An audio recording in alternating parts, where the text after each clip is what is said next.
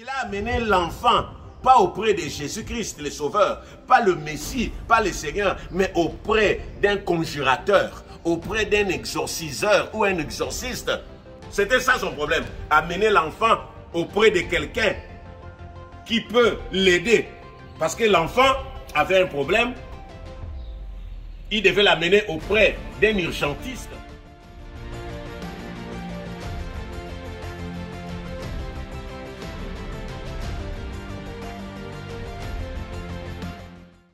Quelques conditions pour vivre les surnaturels de Christ. Marc chapitre 9. Nous avons besoin de toi. La Bible t'appelle admirable, alpha, les bons bergers. Tu es le conseiller. Tu es le Dieu puissant. L'étoile brillante du matin, Emmanuel. La Bible t'appelle le Fils du Très-Haut, le germe. L'incomparable. Jésus, le lion de la tribu de Juda. La manne cachée, c'est toi. La Bible t'appelle le narcisse de Saron. Oméga, c'est toi. Le prince de paix. Qui est comme toi? Rabbi, c'est toi. Les sauveurs, les seigneurs des seigneurs. Tu es le tout-puissant. L'unique, c'est toi, le véritable. Yahvé, c'est auprès de toi que nous nous confions. Parle-nous. Amen. Marc 9, la Bible nous dit, à partir du verset 14, lorsqu'ils furent arrivés près des disciples, ils virent autour d'eux une grande foule et des scribes qui discutaient avec eux. Dès que la foule vit Jésus-Christ, elle fut surprise et accourut pour les saluer. Il leur demanda, sur quoi discutez-vous avec eux?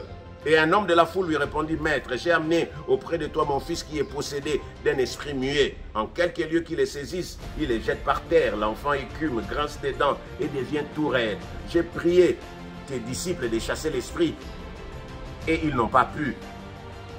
Race incrédule, leur dit Jésus, jusqu'à quand serai-je avec vous? Jusqu'à quand vous supporterai-je? Amenez-les-moi, amenez-les-moi. Et on les lui amena. Et aussitôt que l'enfant vit Jésus, l'esprit l'agita avec violence, il tomba par terre et se roulait en écumant. Et Jésus demanda au Père, combien y a-t-il de temps que cela lui arrive? Depuis son enfance, répondit-il, et souvent l'esprit l'a jeté dans le feu, dans l'eau pour le faire périr. Mais si tu peux quelque chose, viens à notre secours, aie compassion de nous. Jésus lui dit, si tu peux, tout est possible à celui qui croit. Aussitôt le père de l'enfant s'écria, je crois, viens au secours de mon incrédulité. Jésus, voyant encourir la foule, menaça l'esprit impur et lui dit, esprit muet et sourd, je te l'ordonne, sors de cet enfant et n'y rentre plus. Et il sortit en poussant des cris, en l'agitant avec une grande violence. L'enfant devient comme mort, de sorte que plusieurs disaient qu'il était mort. Mais Jésus l'ayant pris par la main, le fit lever et s'éteint debout. Parole du Seigneur. La Bible dit, les 9 disciples avaient un sérieux problème. Ils n'ont rien pu faire pour guérir un patient plein de problèmes. Cet enfant avait une série d'affections. Il était épileptique. La Bible dit, il était sourd, il était muet. Le père a amené cet enfant parce qu'il avait une douleur. Il souffrait. Il devait faire quelque chose. Quand il amène auprès des 9 disciples, parce que les 3 étaient à la montagne des transfigurations. 6 jours avant, Jésus avait posé la question, qui dit que je suis moi le Fils de l'homme? Il tâtonnait, tu es le prophète, tu es ceci. Et Pierre a donné la bonne réponse. Et la Bible dit, quand Jésus est descendu, c'est là où il a trouvé l'agitation. Alors quand la foule a vu Jésus, la Bible dit, ils sont allés vers lui pour le saluer. Il a posé la question aux disciples, mais de quoi discutez-vous avec la foule? Il y avait la foule, il y avait des scribes. Les scribes, ce sont des personnes qui parlent, qui écrivent, mais qui ne font rien. Il discutait avec eux. Et quand il pose la question, les disciples n'ont pas répondu. C'est le Père qui a ouvert la bouche pour dire, j'ai amené auprès de toi mon fils qui est possédé d'un esprit muet. Mais le Père, ici, dit à Jésus qu'ils n'ont pas pu chasser l'esprit. C'était une maladie, il devait prendre des médicaments. C'est sûr et certain que ses pères étaient à gauche, à droite, dans les différents cabinets médicaux pour soigner l'enfant. Mais il a conclu à la fin que c'était un problème diabolique, satanique, qui nécessitait la délivrance. Mais il se pose un problème ici. Le problème se pose à quel niveau? Le père lui-même avait un problème. Le fils, les patients, étaient malades. Même les disciples avaient aussi un problème. Nous commençons d'abord par le père. Le père amenait l'enfant croyant que c'est l'enfant qui avait un problème. Or, lui-même avait un sérieux problème parce qu'il ne connaissait pas Dieu. Il a amené l'enfant, pas auprès de Jésus-Christ, le Sauveur, pas le Messie, pas le Seigneur, mais auprès d'un conjurateur, auprès d'un exorciseur ou un exorciste pour la délivrance. C'était ça son problème. Amener l'enfant auprès de quelqu'un qui peut l'aider. Parce que l'enfant avait un problème. Il devait l'amener auprès d'un urgentiste. Mais Jésus-Christ n'était pas un exorciste. Jésus était venu pour sauver. Il est venu auprès du Seigneur pour essayer, pour voir de quoi Jésus était capable. Parce qu'il était partout, à gauche, à droite. Là où il était parti, il avait tellement échoué. Il venait, bon, on va voir ce que ça va donner. Ce qui fait que quand il a échoué avec les disciples, il pensait que Jésus aussi allait échouer. C'est ainsi qu'il a commencé à expliquer, à parler. Mais ce que j'ai aimé ici, Jésus-Christ avait besoin d'abord de sauver ses papas. Lui-même devait l'accepter comme Seigneur et Sauveur. C'est vrai, il était venu. Il avait peut-être le salut, mais lui-même devait croire parce qu'il avait la peine. Il avait besoin de croire au Seigneur.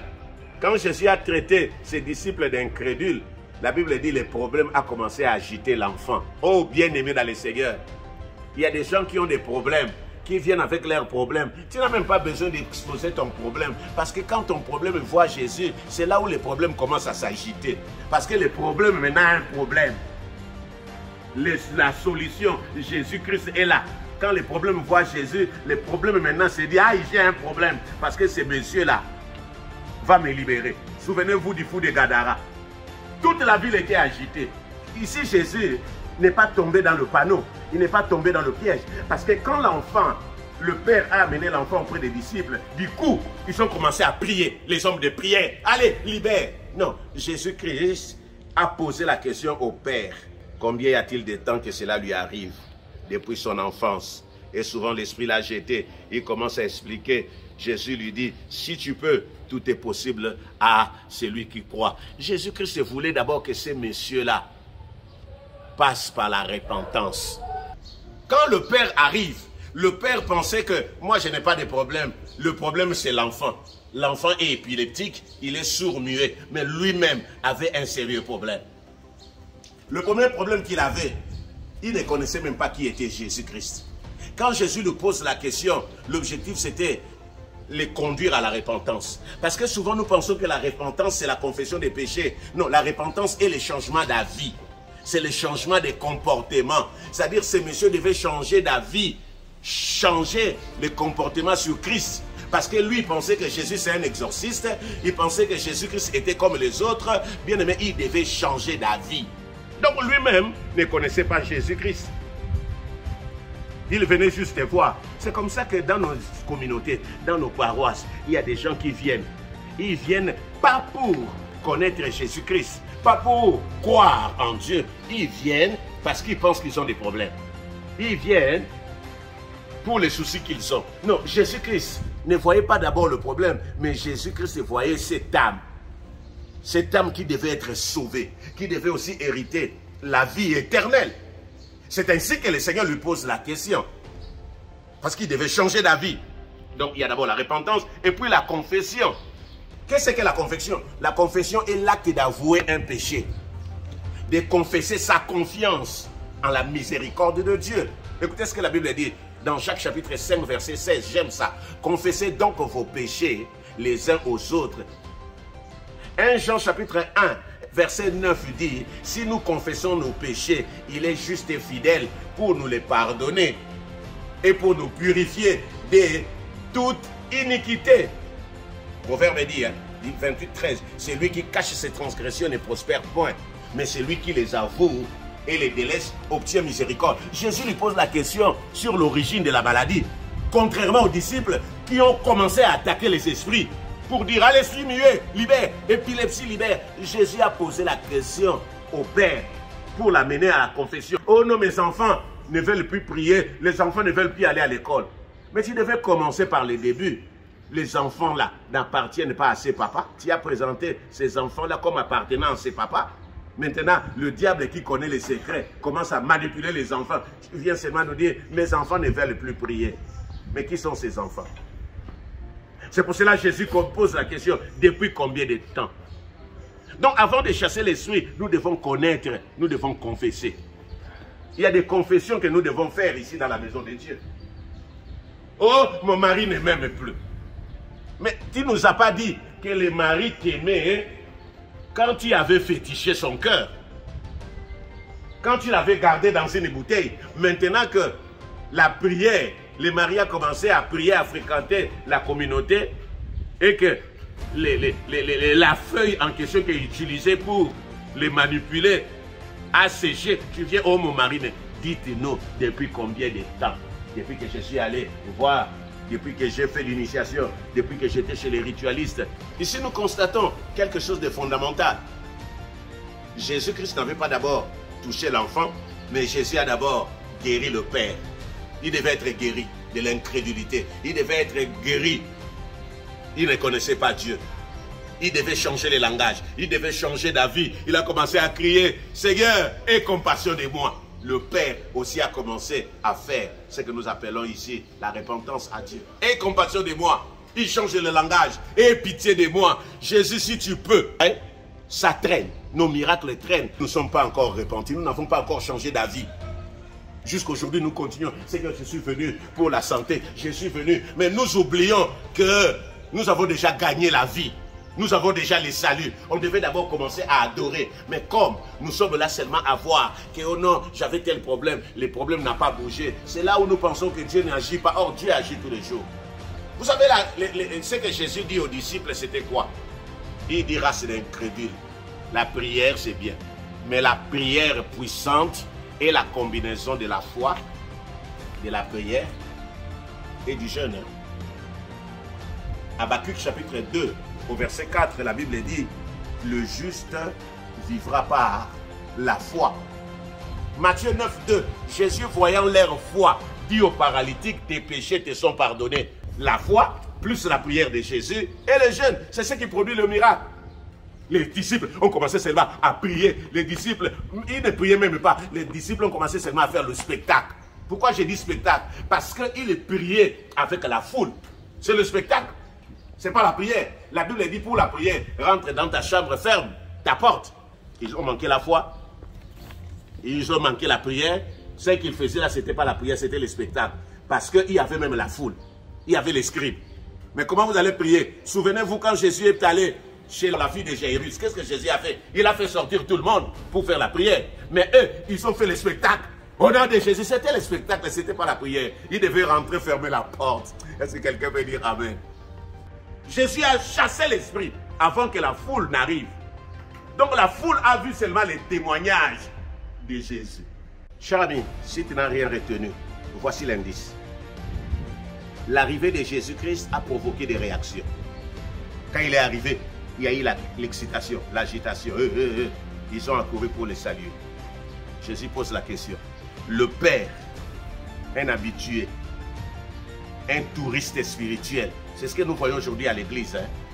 Aujourd'hui, les mêmes personnes que nous voyons dans nos communautés, nous font partout, partout. Chez les Banganga, partout, chez les Bakemboiseurs, partout. Le Père était habitué. C'est-à-dire quand il voit Jésus-Christ, lui, il ne voyait pas le Seigneur des Seigneurs, mais il voyait un exorciste. Comme il voulait le tic au tac. Il ne connaissait pas, il n'avait pas une bonne image de notre Seigneur Jésus-Christ. Mais Jésus-Christ avait compris que cet homme-là devait être gagné à lui. Écoutez, quand le Père explique, quand on amène l'enfant, Jésus dit, amenez-le-moi. L'esprit agite avec violence l'enfant. Alléluia. Mais Jésus-Christ n'est pas tombé dans les panneaux pour chasser l'esprit. Il était resté calme, serein. Et quand le Père explique, la Bible dit, Jésus-Christ l'amène d'abord à la repentance, à la confession, à l'accepter, à reconnaître. Compassion de moi. J'ai besoin de la délivrance, moi aussi. Moi, je pensais que c'était seulement l'enfant, mais moi-même aussi, j'ai un problème. Quand le Père amène l'enfant, il y avait un problème initial. L'enfant était épileptique, l'enfant était sourd, l'enfant était muet. Mais quand Jésus chasse l'esprit mauvais, la Bible dit, la situation était pire qu'avant. Pire pourquoi? Parce qu'au début, l'enfant vivait quand même. Mais là, pour cette fois-là, l'enfant était mort. Je ne dis pas mort, apparemment mort.